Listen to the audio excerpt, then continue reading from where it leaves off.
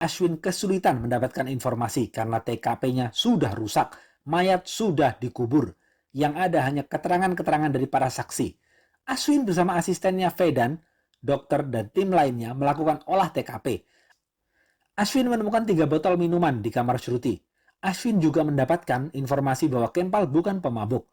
Dokter Nutan juga tidak tahu itu botol minum siapa di kamar Shruti. Ashwin juga menemukan darah di pintu dan tembok rumah Shruti. Ashwin melakukan interogasi kepada beberapa orang. Hasil interogasi ini, Ashwin menyimpulkan Dr. Ramesh tidak punya motif dan tidak punya bukti melakukan pembunuhan. Sedangkan Kanhaya mempunyai motif dendam kepada Dr. Ramesh.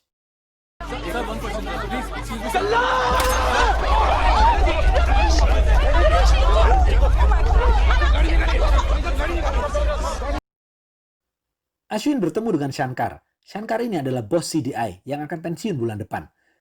Ashwin bilang kepada Shankar, "Pak, setelah saya melakukan investigasi, tes poligraf mengatakan Dr. Ramesh dan Dr. Nutan berbicara yang sebenarnya. Mereka tidak punya motif melakukan pembunuhan. Sedangkan Kanhaya, dia punya motif dendam pada Dr. Ramesh. Saya yakin sekali Pak Kanhaya pelakunya." Shankar mengatakan kepada Ashwin, "Kalau kau yakin Ashwin, lanjutkan dan tegakkan keadilan. Tapi ingat, ini akan membuat malu Kapolres Bahlul-Bahlul dan antek-anteknya itu. Kita akan dikeroyok nanti oleh mereka. Ashwin, kau tahu tentang patung Dewi Hukum? Patung Dewi Hukum itu tangan kirinya memegang timbangan dan kanannya memegang pedang.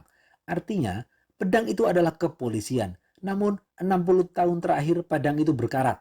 Karat itu harus dibersihkan untuk menegakkan keadilan di negeri ini. Aku pensiun bulan depan. Waktumu tidak banyak, Ashwin, untuk membersihkan karat itu." Arti dari percakapan ini, Shankar mendukung penuh Ashwin untuk memecahkan kasus ini. Ashwin yakin dengan analisanya bahwa Kanhaya pelakunya, tapi Ashwin ingin mencari bukti yang lebih kuat lagi. Ashwin pergi ke rumah Kanhaya dan dia menemukan sarung bantal Kanhaya. Sarung bantal itu ada darah Kempal. Ini merupakan bukti utama. Ashwin juga menemukan pisau yang diduga kuat sebagai senjata untuk menyayat Shruti dan Kempal. Dokter pun membenarkan bahwa pisau ini adalah senjata pelaku. Keesokan harinya, dokter melakukan tes narko kepada Kanhaya. Kanhaya pun bercerita, "Malam itu aku, Rajpal dan Kempal main kartu bareng. Aku dan Rajpal mabok, tapi Kempal tidak mabok. Sambil mabok, Rajpal mengatakan, 'Shruti lagi ngapain ya di kamarnya? Dia pasti belum tidur.' Kempal kemudian menamparnya karena Rajpal kurang ajar. Kempal sangat menyayangi Shruti. Aku dan Rajpal minta miras lagi, tapi Kempal menolak. Aku mengancamnya dengan pisau. Kempal pun takut. Aku menyuruh Kempal untuk mengambil miras di lemari Dr. Ramesh. Dia pun mengambilnya. Tanpa sepengetahuan Kempal, aku dan Rajpal masuk diam-diam ke kamar Shruti. Shruti kaget dan berteriak. Dengan sigap, Rajpal menutup mulut Shruti.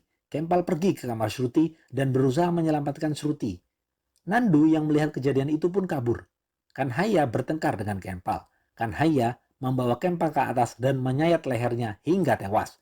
Kemudian aku dan Rajpal mengunci rooftop lalu turun dan menyayat Shruti hingga tewas. Aku dan Rajpal membersihkan darah Kempal dan semua sidik jari.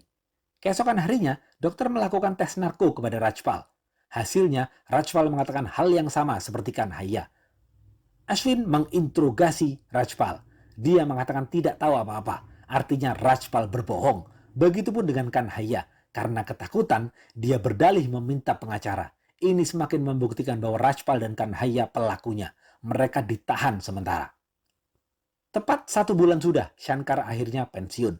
Malam harinya diadakan pesta perpisahan untuk Shankar. Pengganti Shankar adalah JK. Di sini terlihat bahwa keduanya tidak cocok, tidak sejalan. JK itu seperti bunglon dan penjilat, sedangkan Shankar pemberani dan tegas. Di saat Shankar mengatakan kepada para tamu bahwa kasus pembunuhan ini telah terpecahkan, JK terlihat tidak suka. Keesokan harinya, Ashwin dan asistennya Vedan berada di ruangan JK sebagai direktur baru dan menyerahkan semua berkas kasus Shruti, termasuk bukti utama yaitu darah Kempal yang ada di sarung bantal Kanhaya. Tapi JK menyuruhnya untuk tes ulang di lab tentang darah itu. Ashwin bingung, kenapa harus dites ulang? Setelah itu JK keluar ruangan. Vedan terlihat mengobrol berdua saja dengan JK. JK menawari Vedan naik jabatan menggantikan Ashwin. Berdasarkan rekomendasi dari CDI, pengadilan memutuskan untuk membebaskan Dr. Ramesh. Scene berpindah ke JK. JK sedang telepon dengan Vedan dan di loudspeaker, sehingga Ashwin bisa mendengar. Vedan melaporkan bahwa tim forensik salah ketik di bukti utama. Sarung yang ditemukan di kamar Kanhaya itu bukan punya Kanhaya, itu punya Kenpal. Ashwin marah karena itu tidak masuk akal. Karena Ashwin sendiri yang menemukan darah Kenpal di sarung bantal Kanhaya yang ditemukan di kamar Kanhaya. Ashwin marah dan ingin pergi ke forensik, tapi dilarang oleh JK. Ashwin merasa ada yang aneh. Ashwin mendapatkan informasi bahwa Nandu adalah teman Kenpal yang melihat Kanhaya di TKP. Ashwin langsung menginterogasi Nandu. Nandu mengatakan, malam itu aku tidur awal pak. Kemudian ada keributan di atas. Kenpal ketakutan dan membangunkanku. Aku naik dan melihat Kanhaya dan Rajpal membunuh Shruti. Kemudian aku lari dari rumah Dr. Ramesh. Nandu bersedia menjadi saksi. Nandu sekarang menjadi kunci utama untuk menyelesaikan kasus ini. Nandu menyatakan secara resmi lewat video dia bersedia menjadi saksi pembunuhan yang dilakukan Kanhaya dan Rajpal. Kemudian video ini Ashwin serahkan kepada JK. Tapi tiba-tiba JK marah tidak jelas. Dan terjadi keributan. JK tidak mau mengakui video itu. JK menuduh Ashwin memaksa Nandu untuk bersaksi di pengadilan. Ternyata di situ terkuak bahwa Vedan berkhianat. Karena Vedan sudah ditawari naik jabatan oleh JK. Ashwin secara sepihak ditangguhkan oleh JK. Ashwin marah kepada Vedan. Ashwin mengatakan, "Jancuk kon bangsat. Nyuduh aku tukang budi kon, bajingan raimu cuk." Atas rekomendasi Antek Bahlul CDI, JK dan Vedan, Kanhaya dan Rajpal dibebaskan. Kasus ini sekarang ditangani kubu pengkhianat Bahlul, si Vedan dan antek-anteknya. Mereka menunjuk polisi bernama Paul yang tidak kalah Bahlulnya untuk memecahkan kasus ini. Paul langsung melakukan penyelidikan, tetapi penyelidikannya bersifat subjektif. Paul menolak semua laporan analisa dari tim Ashwin. Bahkan Paul memeras Gogia, pensiunan polisi, agar dia menarik pernyataannya yang mengatakan ada 3 botol minum yang ada di kamar Kenpal. Paul melakukan tes narko kepada Dr. Ramesh. Ternyata hasilnya Dr. Ramesh dan Dr. Nutan tidak terbukti membunuh Shruti. Akhirnya Paul membuat analisa sendiri bahwa dari penglihatan Paul, mata Dr. Ramesh dan Dr. Nutan menunjukkan bahwa mereka ini adalah pembunuh. Emang Paul ini dukun apa bisa nebak-nebak?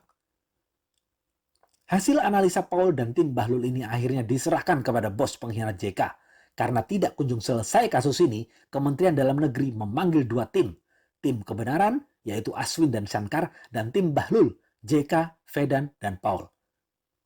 Mereka semua berkumpul dan berdebat. Tim Bahlul mengatakan, hasil forensik sarung bantal Kenpal itu adalah punyanya Kenpal. Tim kebenaran, Ashwin mengatakan, nggak mungkin, saya sendiri yang menemukan itu. Itu adalah sarung bantal Kanhaya yang ada darah Kenpal. Kemudian tim Bahlul mengatakan, sayatan pada leher Kenpal lebih panjang, sedangkan sayatan di leher Shruti pendek. Itu artinya Dr. Ramesh sedikit kasihan karena itu anaknya. Ashwin mengatakan, hahaha, konyol sekali pernyataan Anda, bodoh. Jadi maksud Anda, di saat Dr. Ramesh melakukan pembunuhan itu, nak, maafkan ayah ya, ayah sayang kamu, ayah sayat kamu dikit aja nak ya. Yang penting kamu gak merasakan sakit. Seret. Terus Kenpal ayah sayat yang panjang nak, karena dia bukan siapa-siapa ayah. Tim Bahlul membalas mengatakan, Dr. Ramesh melihat mereka sedang enjos-enjos. Dr. Ramesh marah dan memukul Kenpal dan Shruti hingga tewas. Ashwin mengatakan, bodoh sekali Anda Pak. Bagaimana mungkin mereka sedang enjos-enjos? Mayat Kenpal ditemukan memakai sandal di rooftop. Apakah Kenpal memakai sandal di saat enjos-enjos? Ashwin berkata kepada tim Bahlul, hasil analisa Anda semua tidak masuk akal. Ashwin menunjuk JK dan mengatakan dengan penuh emosi, kau meminta perbaikan laporan kepada tim forensik kan? Sehingga tim forensik mengganti laporannya. Saya tahu JK, Anda menginginkan orang tua Shruti di penjara karena Kapolres, sahabat Anda yang Bahlul itu, sudah terlanjur mengatakan orang tua Shruti lah pelakunya. Kalau ternyata bukan orang tua Shruti, Kapolres itu akan malu. Anda hanya ingin melindungi sahabat Anda. Jeder!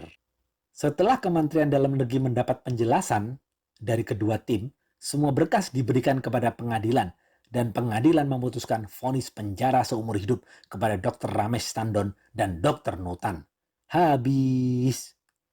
Kalian pasti emosi nonton film ini. Sama, Anda juga emosi. Setelah nonton film ini, Anda mencari informasi tentang kasus ini. Apa pesan dari kasus ini? Keadilan wajib ditegakkan dan diperjuangkan dengan cara apapun. Pada akhirnya, kebenaran mengalahkan kebohongan yang dibuat-buat oleh para pengkhianat. Kalian berpihak kepada siapa? Dr. Rajesh atau orang-orang bahlul itu? Oke, segitu aja video kali ini. Jangan lupa like, comment, and subscribe ya. Stay watching and see you.